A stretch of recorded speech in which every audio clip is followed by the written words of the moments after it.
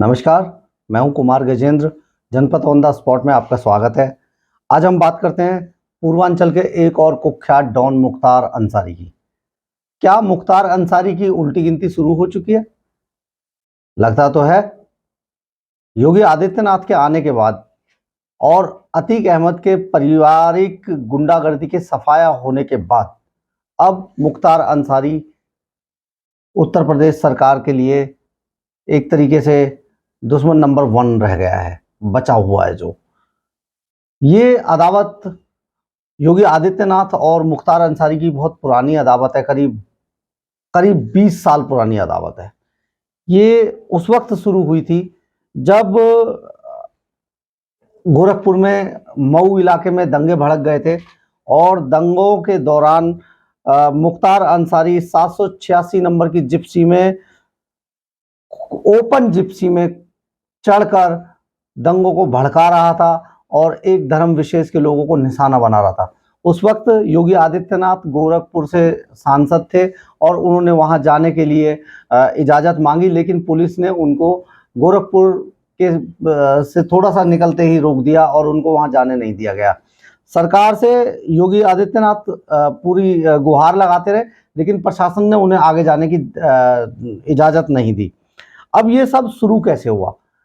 पूर्वांचल में शराब mafia, railway के ठेके, सरकारी टेंडर, जमीन हथियाना, इन सब से लेकर शुरू हुआ गैंगवार जो है। बहुत सारे उन्होंने गैंगस्टर पैदा किए, जिन गैंगस्टरों ने बाद में चल के पूरे पूर्वांचल को रक्तांचल में तब्दील कर दिया। पूर्वांचल में जहां एक तरफ अतीक अहमद पूरा माफिया था, उसी तरफ दूसरी तरफ मुख्तार अंसारी और उसका परिवार भी माफिया के रूप में काम कर रहा था। एक समय मुख्तार अंसारी की ऐसी तूती बोलती थी कि उसके यहाँ दरबार लगा करता था और सरकारी कामकाज मुख्तार अंसारी के दरबार में तय किए जाते थे, ना कि प्रशासनिक सेक्रेटरीट के अंदर। मुख्तार अंसारी की ये अदावत 2005 में, ये दंगों के बाद मुख्तार अंसारी पूरी तरीके से प्रकाश में आ चुका था। ये दंगे इसलिए हुए क्योंकि वहां पर एक नाम और उभर के सामने आया, कृष्णानंद राय। कृष्णानंद राय कृष्णानंद राय ने जो 1985 से जिस सीट पर मुख्तार अंसारी परिवार का कब्जा था, 2002 में कृष्णानंद राय ने मुख्तार अंसारी परिवार से वो सीट छीन ली थी।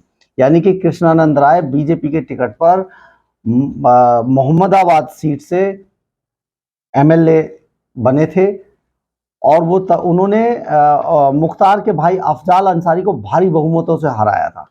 यहीं से मुख्तार अंसारी की आंखों में कृष्णानंद राय खटकने लगे। कृष्णानंद राय आखिर थे कौन? कृष्णानंद राय योगी आदित्यनाथ के समर्थन से खड़े किए गए बीजेपी के एमएलए थे और इन्होंने आगे चलकर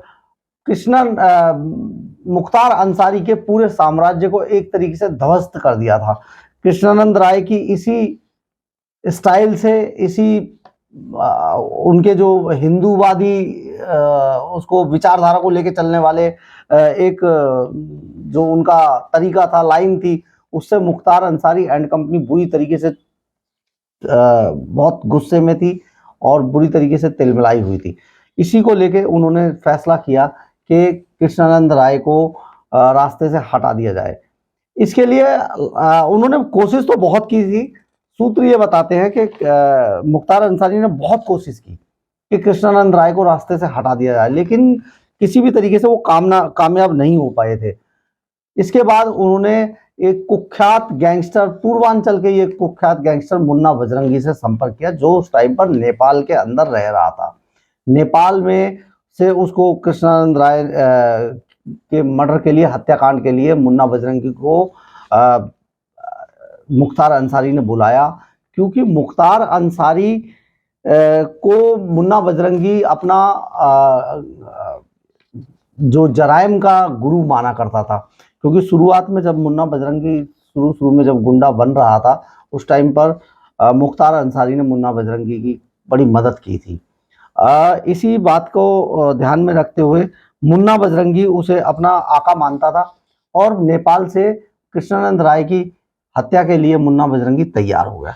इसमें कई और लोगों को शामिल किया गया, जिनमें संजीव माहेश्वरी, एजाजुल हक, अफजाल अंसारी, मुन्ना बजरंगी का मुख्तार अंसारी का भाई अफजाल अंसारी, राकेश पांडे, रामू मल्ला, मंसूर अंसारी और मुन्ना बजरंगी, ये लोगों का एक गैंग तैयार किया गया। उन्होंने 2005 में 29 नवंबर 2005 को कृष्णानंद राय की गोलियों से भूनकर इसलिए हत्या कर दी, घेर कर उनको रास्ते में, जब वो एक कार्यक्रम से वापस लौट रहे थे। ये कांड इतना जबरदस्त था कि पूर्वांचल में पहली बार एक तो AK-47 की गूंज सुनाई दी थी, और दूसरा कृष्णानंद राय को मारने के लिए मौका वारदात पे करीब 500 राउंड गोलियां चलाई गई थी। 500 राउंड गोलियां। कारण ये था कि कृष्णानंद राय अपनी बुलेट प्रूफ कार में चला करते थे। उनको खतरा था जान से मारने का, उनको धमकियां थी, बाकायदा उनकी अदावत इन लोगों से चली रही थी। इसलिए कृष्णानंद राय बुलेट प्रूफ गाड़ी में चला करते थे। इस बात का अंदाजा मुख्तार अंसारी को था।